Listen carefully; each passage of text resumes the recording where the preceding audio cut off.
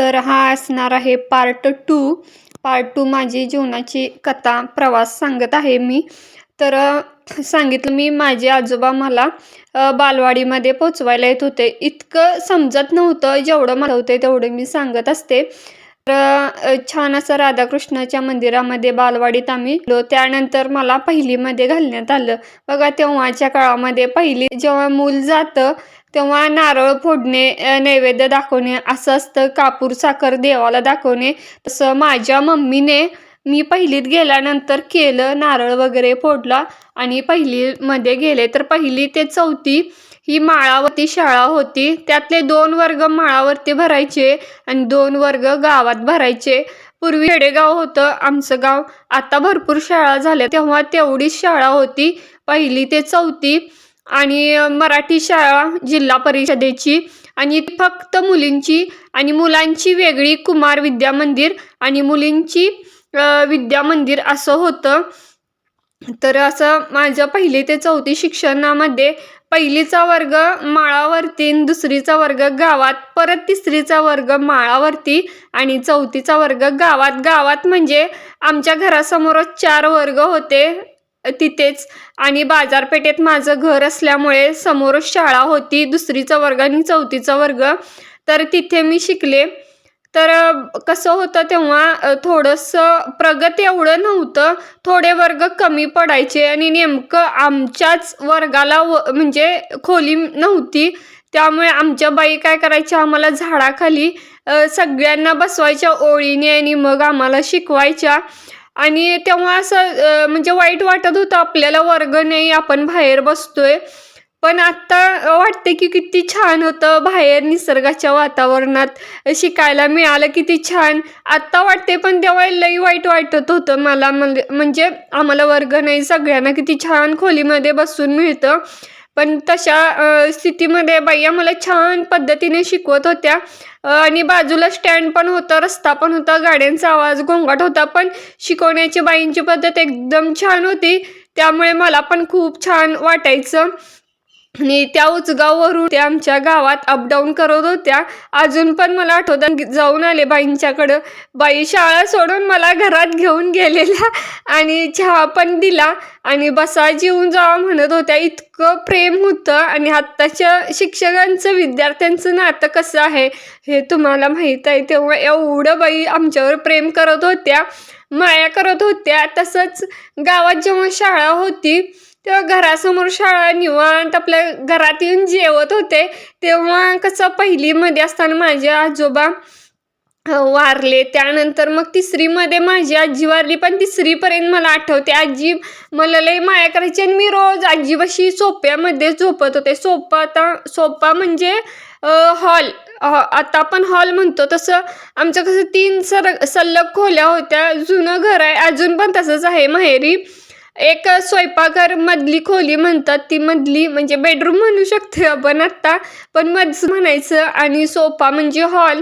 तर सोप्यामध्ये मी आणि आजी झोपायची. पण काही काळानंतर आजीला काय आजार झाला, ती मज घरामध्ये देवाच्या खोलीमध्ये झोपू लागली. त्यानंतर मी तिसरीत असताना ती थोडं आजारी होत होत होत ती तिसरीमध्ये एक्सपायर झाली, म्हणजे वारली. तर असं झालं. तिसरीपर्यंत आजोबा आजी माझ्यासोबत होते. खूप छान आनंदात गेले ते दिवस तिसरीपर्यंत. त्यानंतर मग सगळा कारभार मम्मीच्या हाती आला. कसं होतं तेव्हा पूर्ण डोक्यावर पदर घेऊन महिला घराच्या बाहेर काय पडत नव्हत्या असं होतं. आई आणि मम्मी म्हणजे माझी काकी, तर डोक्यावर पदर घेऊनच स्वयंपाकघराच्या खोलीच्या बाहेर त्या कधी आल्याच नाहीत. पण जसं आजी वारली तसं सगळं मग पप्पा आणि बाबांनी कसं कारभार आईच्या आणि मम्मीच्या, जास्त करून मम्मीच्याच हातात होता अजूनपर्यंत, म्हणजे ती होती तोपर्यंत. तर तिच्याकडे गेल्यानंतर मग सगळं डोक्यावरचं पदर वगैरे गेला. ती सोप्यापर्यंत ती येऊ लागली. नंतर गल्लीबरोबर बोलू लागली, समाजाबरोबर बोलू लागली. पण तिला फक्त एकच खंत होती की तिला मूल नव्हतं. पण सगळं गाव तिला मम्मी म्हणायचं. त्यामुळे ती म्हणायची माझं मुलं नाहीत असं नाहीत, मला अख्खं गाव माझी मुलंच आहेत असं म्हणायची. मग ती शिक्षणात थोडंसं माझ्या पण लक्ष घालू लागले. त्यामुळे मी हुशार होत गेले. ती पण रोज माझा अभ्यास घ्यायची आणि मी कशी हुशार बनेल इकडे तिचं लक्ष होतं आणि मी हुशार देखील होते. नंबर पण माझा पहिलीपासून अगदी माझं ग्रॅज्युएशन होईपर्यंत माझा सगळ्यात नंबर येत होता. तिची शिकवण, तिचे संस्कार, तिचे विचार, तिचे आचार मनोमन माझ्या अगदी मनात भिनल्यासारखे होते.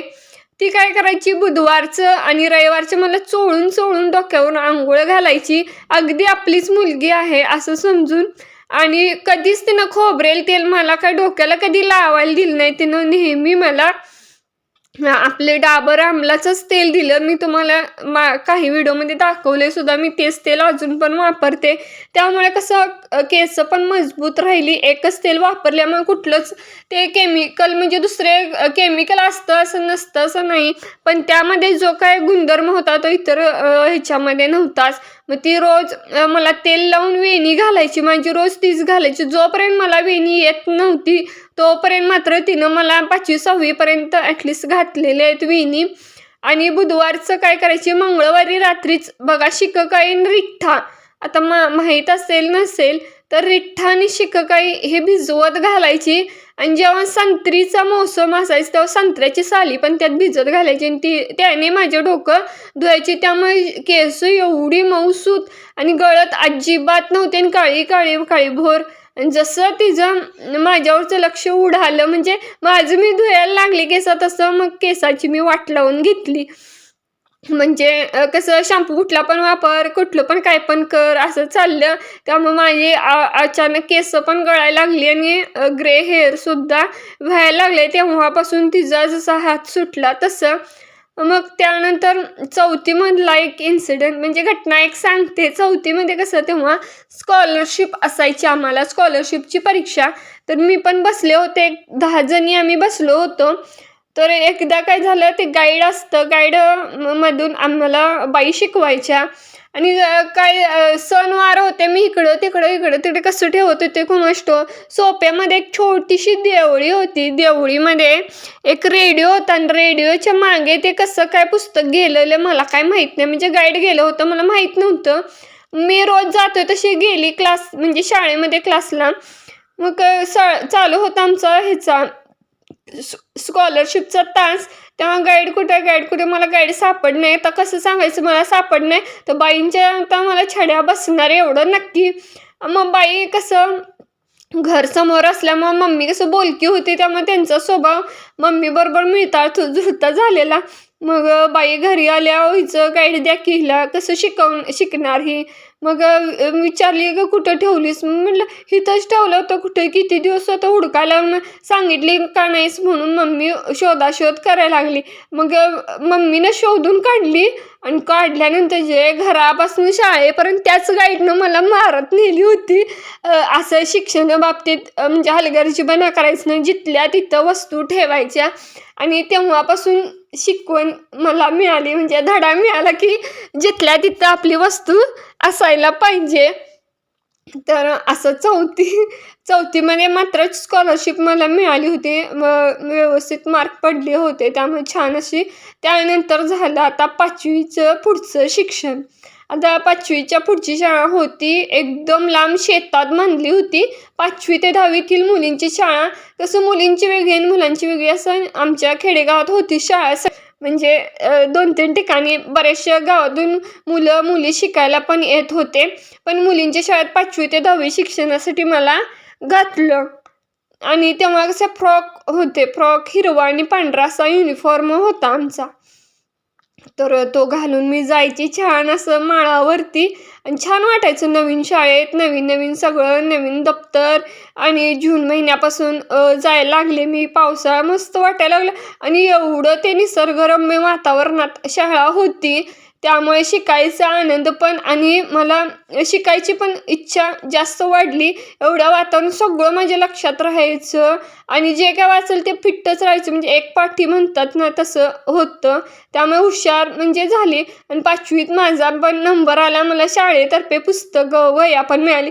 तसं मग पहिल्यापासून हुशार असल्यामुळे बक्षिसं ही मिळतच राहिली प्रत्येक वर्षी. मग शाळेतल्या सरांनी मला दत्तक घेतलं. म्हणजे त्यांना कसं मुलं नव्हते त्यामुळे ते ओळखीचे झाले होते. पप्पा कसे आमचे क्लार्क होते त्यामुळे ते क्लार्क आणि पप्पा पण असं ओळखीनं हे झाले. मुलगी छान आहे म्हटलं, हुशार आहे म्हटलं आणि त्यांनी आम्हाला दत्तक घेतली. मग ड्रेस वगैरे घ्यायचे, मला जे काही लागेल ते सर पुरवायचे. तर अशा पद्धतीने आजचा पार्ट इथेच थांबवते. कसा वाटला नक्की कमेंट्स करून सांगा. पुन्हा भेटू उद्याच्या व्लॉगमध्ये. तोपर्यंत बाय.